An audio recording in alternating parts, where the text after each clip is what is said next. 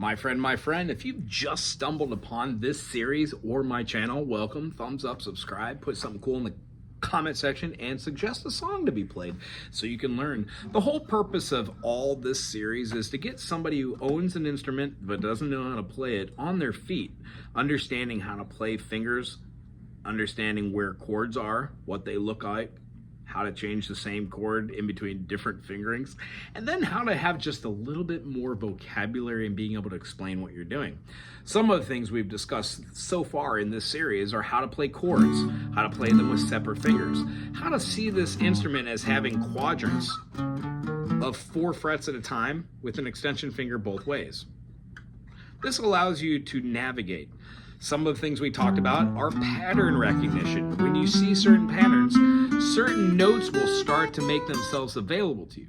When you move pattern positions, you start to see how relative majors and relative minors are actually a wonderful part of our experience. By playing a C major, knowing where an A minor is, and a C major and an A minor, you quite literally can play all over the fretboard with any single note that you want. Playing in certain scales and getting your fingers used to just regurgitating where these notes are is another wonderful thing to do. Once you have a couple vocabulary words, a couple chords, and you've already met a couple people, it's time to start a band. Once you start a band, you're going to want to write songs, and that's what this episode's about. The first thing you do, you define what your capabilities are. If you're playing original music, that means that you talk about the music. If you're playing Wonderwall, today gonna be a day, you find out what chords these are and you express them to the bass player, piano player, guitar player, if the drummer cares, to them as well. And then you go through the rhythm with the drummer and every person, so you know how to count out 1, 2, 3, 4, 1, 2, 3, 4, 1 E and a 2 E and a 3 E and how to subdivide. All these things are different layers onto which your vocabulary and your playing abilities will eventually catch up to where your mind is, as long as you keep going with your rudiments. Practicing the practice of practicing, learning how to do the right things, knowing what the vocabulary is and how to name these things, finding others to play with that aren't bummed out by all these things, that actually appreciate knowing what an A minor is, an A minor 7, an A sus, stuff along those lines. So the idea is take it as far as you can, as far as the theory and music goes, find a band and start writing music. That's what this is about. Now, this video is actually going to just direct you to some of the stuff I've already done. It's called Ask a Wago. I field music theory questions on Tuesday mornings from 9 to 10 Hawaiian Standard Time each week. If I'm not doing that, I'm running an interviewing other singer-songwriters. So you see where I'm going with this. There's always something valuable about learning how to write a song. Today, I'm just going to show you how to write a song in the key of G major. G major, A minor, B minor, C major, D minor, E minor, F sharp, diminish, and then back to G. Now, with this, what you want to do is realize that 1, 2, 3, 4, 5, 6, 7, and 1 are the chords inside G. In the beginning, when writing, I would stay within those 7 diatonic chords, meaning the triads that are formed, like a G major, A minor, B minor, they don't rely on having any notes that are outside the pocket of that key. G major has 1 sharp, that sharp is F sharp, so every time you play a G, the note before it is your diminished. So if you were to play a G major and then play like an F sharp diminished, and then an E minor, and then a C major, you would have a progression.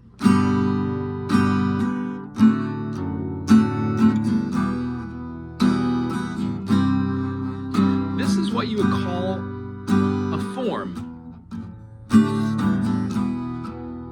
This form just happens to be a form that has a G major as the 1 chord, has an F sharp diminished as the 2, our 3rd chord is an E minor, and it goes to a subdominant, the 4. Now you don't need to know what all these things are: the tonic, the lending or leading tone, the natural minor or Aeolian mode, or the minor 6, relative minor, and then the 4, the subdominant. The idea is major chord, diminished chord, minor chord, major chord. This diminish can be swapped out with the 5 chord, always. So we can play G major, D major, E minor, C major. Now, because the E minor was a minor, in the key of G, we've got 3 minors. We have the minor 6, which we're using, but we also have the minor 2nd and the minor 3. So why not use those in lieu of, or both of them? So here's our original: G major to an F sharp diminished to an E minor to a C. Now here we are replacing the diminished with a D. Now I'm going to keep that D and I'm going to replace the E minor with an A minor.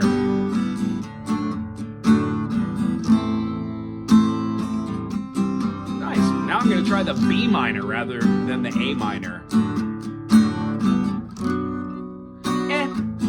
Don't like that?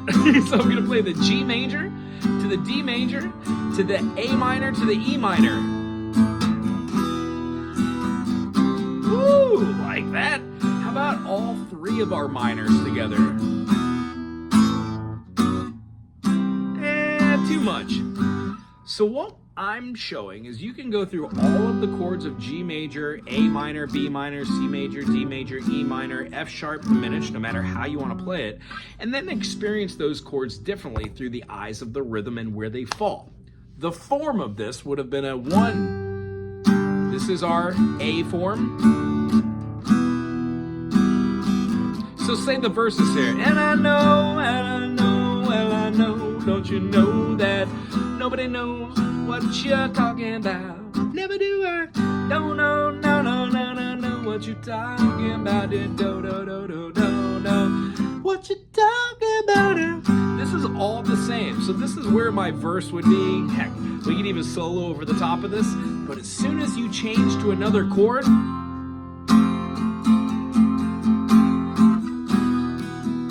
this becomes the B part.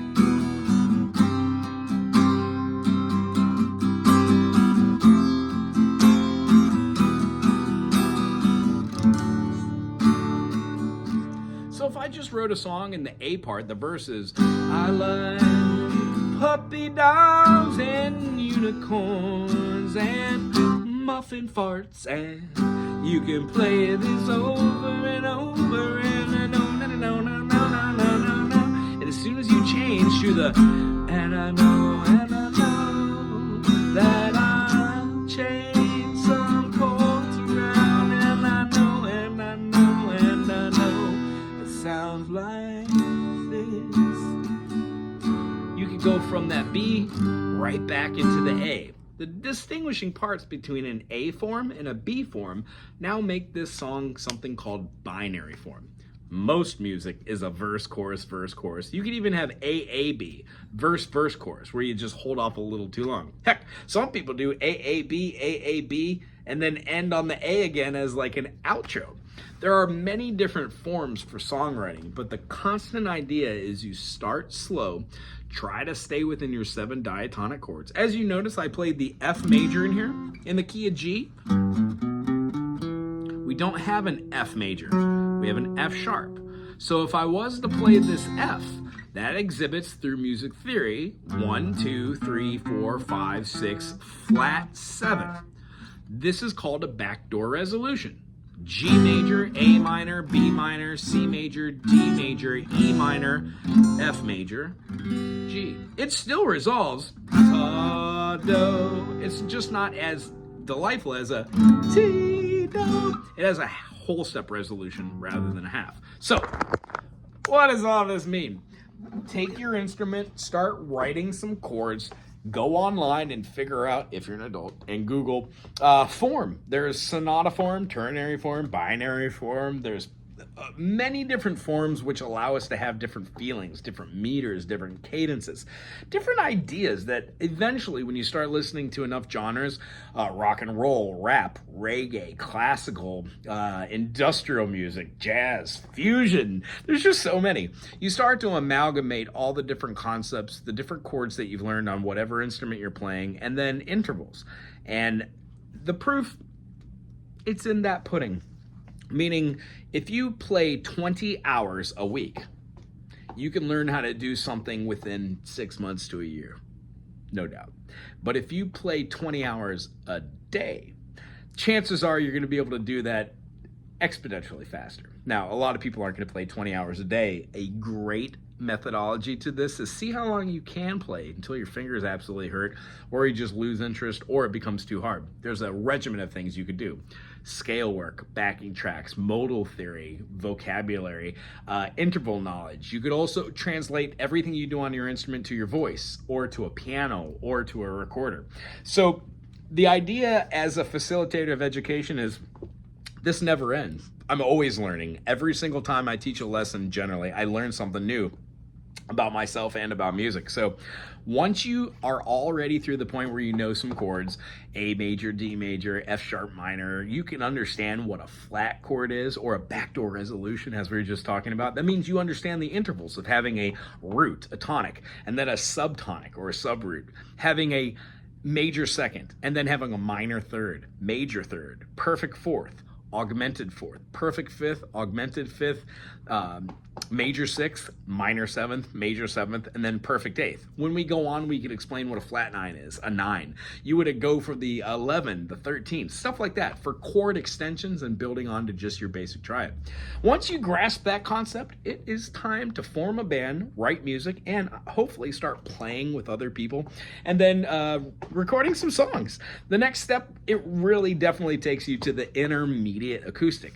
That's the next series I'm going to do here, so keep your eyes open in September for that. Otherwise, if you have questions about what the personal journey is about myself or other musicians that are doing the same thing, maybe check out some of our singer-songwriter series here on this channel. Every Tuesday, I'm either answering questions, Q&A about music theory, or we're doing singer-songwriter interviews. Tuesdays, 9 to 10 Hawaiian Standard Time. Other than that, they're all on the channel. Check them out along with the workshops and all this invaluable information. I really do hope you dig this series. If so, thumbs up, put something cool in the comment section. And if you've made it to the 12-minute mark on this, thank you for being my friend, my friend. Aloha.